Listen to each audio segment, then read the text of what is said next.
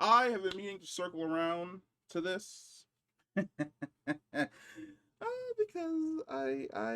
boy, oh boy, sometimes I think just shutting the fuck up may just be the better route some people can take instead of putting out a statement that makes it seem as though you've thrown um, basically the face of your current phase, the person that's going to be in charge of leading a lot of these super teams and doing the heavy lifting until we reach Secret Wars under the bus.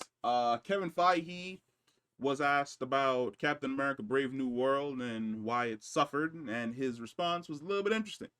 A new quote from Marvel head Kevin Feige on the fate of only not great superhero movies of the year, Captain America: Brave New World, has sparked a whole lot of debate over the course of the past day. Feige at a recent roundtable discussed the issues with Brave New World and said it was the first without Chris Evans. As a reason it struggled.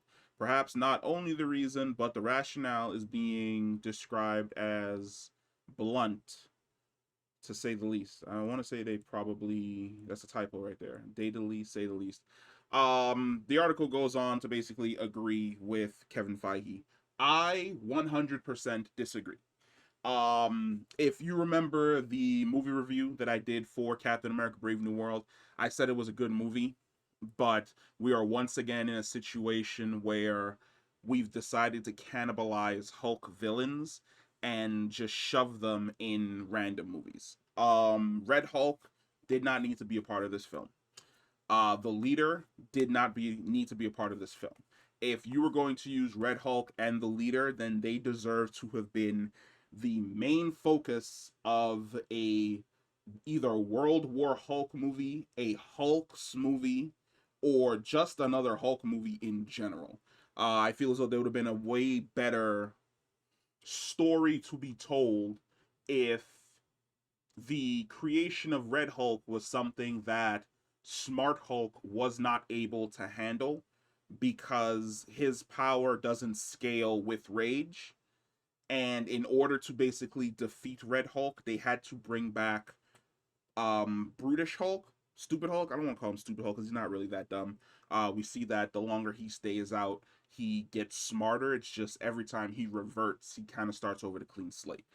That would have been a way better movie. Having the leader pop up, having the leader essentially create Red Hulk, using Red Hulk to terrorize Bruce Banner, having Bruce Banner fight the Red Hulk, get absolutely fucking thrashed, realize that because of his control over the Hulk, he can't tap into that extra rage to give him the extra strength in order to beat him. Probably bringing back Emil Blonsky as somebody that's working for the leader instead of wasting him the way in which they did in She-Hulk, where he's like a fucking Zen monk. That would have been a great film. Now, on the Captain America side, we could have definitely brought back Hydra. I really feel as though there's a story that could have been told where some amalgamation of Hydra and the Red Room existed and combined because of the blip. We never really explore what these super dangerous top secret organizations got up to during the 5 years that half of the population was essentially gone. You could argue that within those 5 years, Hydra and the Red Room basically rebuilt themselves, reorganized themselves into a new organization. Hell, you could have rolled that organization apart into Serpent Society in a way, and then have what is my man's name? I don't want to call him Gus from I don't want to call him Gus from Breaking Bad. Giancarlo Esposito. You could have had him be the leader of Serpent Society, controlling both the um soldier training side that the Red Room provides with the espionage side that the Hydra provides, and using that to control his new organization. Then having Sam go up against that organization because they're trying to kidnap. I'm forgetting names here because it's been a minute. Isaiah Bradley, and they're trying to use Isaiah Bradley to create a new breed of super soldiers with the brainwashing technology of the Red Room combined with the zealot zeal that Hydra brings with the fact that people are basically willing to live, breathe, and die by Hydra ideals. That would have been a great movie. That is not the direction that we opted to go in. We opted to basically have Sam fight Hulk villains and then never have the Hulk show up to lend a hand in any way, shape, or form. That, in my opinion, brought down the movie for a lot of people. Another thing that I think really hit this movie really, really bad was the fact that they leaked Red Hulk in the trailers that they dropped online and on TV. That was a horrible fucking decision. Revealing Red Hulk, even for those scenes that they put him in, practically revealed half the scenes he was going to be in, was a bad move. It was an extremely bad move, especially when they started putting out the posters with the Red Hulk on it. That was a horrible idea.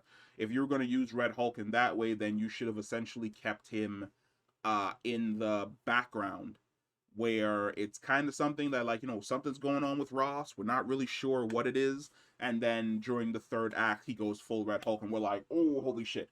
But the oh shit factor was basically thrown out the window because of the decision to essentially reveal that Red Hulk was in your film at the beginning of the fucking movie. Not beginning of the movie, but in the trailers leading up to the movie. Now, there's also the fact that the script really isn't as strong. Like, Isaiah Bradley was good. Sam Wilson was great. We completely underutilized Bucky when I feel as though he could have played a bigger role. This could have been basically a team up between both Cap and the Winter Soldier again, where Bucky's trying to eliminate this new version of Hydra because he remembers what they did to him. And at the exact same time, Sam's trying to take down Hydra because it's the last remnants of an organization that Steve was attempting to fight. And then you could also say that they roped in Isaiah Bradley so that they could have a super soldier or a leader of Hydra, kind of like Captain Hydra, you could say, because they're attempting to brainwash him the exact same way. And we see that they use brainwashed in the film, so, they could have used it for that. I'm sorry, Kevin. The lack of Chris Evans was not the core issue that Captain America Brave New World suffered from. It suffered from bad writing. It suffered from the fact that you underutilized your leads, and it suffered from the fact that a lot of people are just sick and tired of seeing Hulk villains be used this way. We're tired of Hulk stories being chopped up and served into other heroes' films. The only reason why Thor Ragnarok got away with it was because Thor Ragnarok was a really, really good story and an adventure with really, really great and fantastic fucking acting.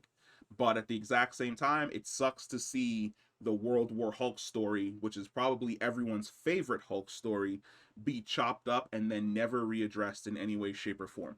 Even more disrespectfully, the way in which they address Scar existing, then never talking about him again in regards to the ending of She-Hulk. I'm sorry. Your good writers were busy writing Fantastic Four, and you left your C Squad to write Captain America: Brave New World. What can I tell you? Look, if you want me, look. If you want, I've said it before and I'll say it again. Just if you're ever confused and you're like, damn, I wonder if this thing is gonna be good or if this thing is gonna suck or what's gonna go on with this film, just go ahead and send me the script, Playboy. I'll spend an entire weekend reading the whole thing, and I have a magic marker. I'm gonna X out whole fucking paragraphs, circle shit with question marks like, why did y'all do this, and then send it back to you, and you'd be like, damn, we fucked up. But it is what it is. It was a serviceable movie. I'll give it that. Like, I forgot what I gave Brave New World. I might have gave Brave New World like a C, a 6, a 7, somewhere around there. Like a decent film, but in no way, shape, or form was it ever going to top Civil War, Winter Soldier, or the original Captain America. If anything, I would say it's slightly below the original Captain America. Yeah, I put it. It's still fourth. When I think about it, it's still fourth. Like it's not going to be at the top in any way, shape, or form. But, hey, it was decent. It could have been better, but in no way, shape, or form was it because of the lack of Chris Evans. I feel as though for a lot of us Marvel fans, Chris Evans' story as Captain America ended with Endgame. He got the full package completion. So him not being there really didn't hurt anything.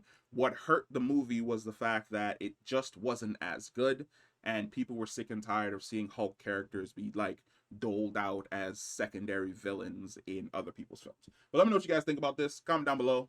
Let me know what you think about Kevin Feige's statement on Captain America: Brave New World suffering from no Chris Evans, and I'll catch you guys in the next one. Peace.